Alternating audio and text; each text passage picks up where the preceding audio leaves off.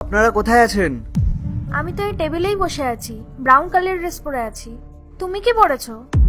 আমি তো sky blue কালারের শার্ট আর ব্ল্যাক প্যান্ট পরেছি।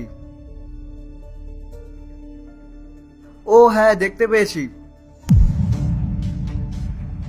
হাই।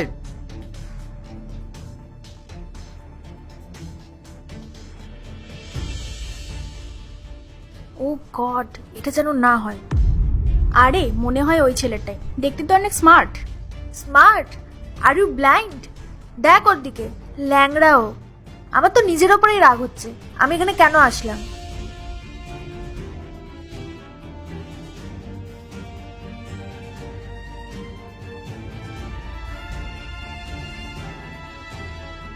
হাই শ্রেয়া, তুমি জিয়া না?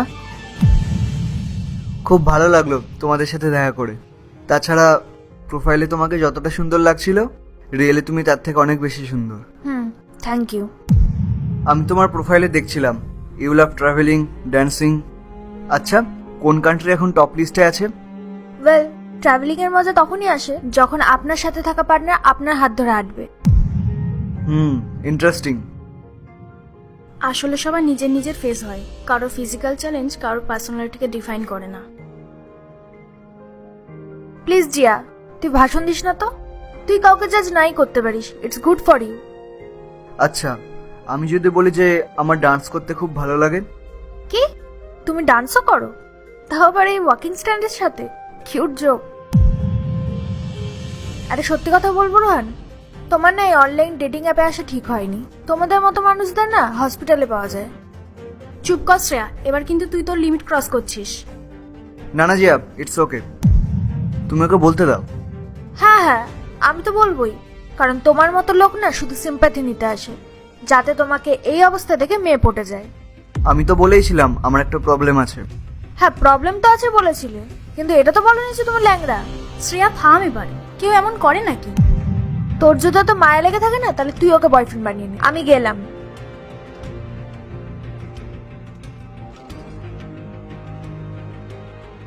ওর হয়ে আমি আপনার কাছে ক্ষমা চাইছি। আরে না না, কোনো ব্যাপার না, তুমি কেন ক্ষমা চাইছো? It's okay. বাই দেবে, আপনি যদি কিছু মনে না করেন, আমরা ভালো বন্ধু হতে পারি? আপনাকে আমার খুব ভালো লেগেছে, you are a nice person. Seriously? তোমার আমাকে ভালো লেগেছে? আমি শুধু এইটুকুনি জানি, কারোর ফিজিক্যাল কন্ডিশন দেখে কাউকে জাজ করতে নেই। আর এমনি তো আপনি খুব ভালো মানুষ। Thank you so much. তুমি অন্তত আমাকে বুঝলে। না হলে আজকাল তো মানুষ অন্য মানুষের বাহ্যিক রূপ দেখেই তাকে জাজ করে নেয়। হ্যাঁ তাহলে যাওয়া যাক। হ্যাঁ হ্যাঁ, আমি একটা কাজ করি, আমি একটা ক্যাব বুক করে নিই। আরে ক্যাব কেন, আমি গাড়ি এনেছি, আমি তোমাকে পৌঁছে দিচ্ছি। কি? তুমি? আই মিন, কি করে? তুমি কার চালাতে পারো? ওকে।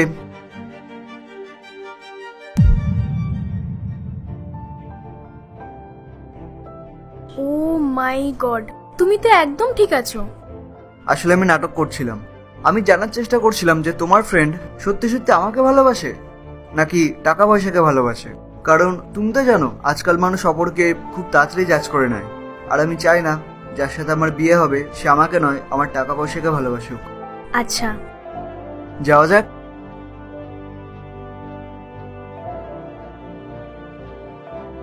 আরে দাদা, এই তো আমি গেটের বাইরে দাঁড়িয়ে আছি। তুমি তুমি তো ল্যাংড়া ছিলে। না, আমি শুধু তোমাকে টেস্ট নিচ্ছিলাম যে তুমি আমাকে ওভাবে দেখে কেমন রিয়াক্ট করো।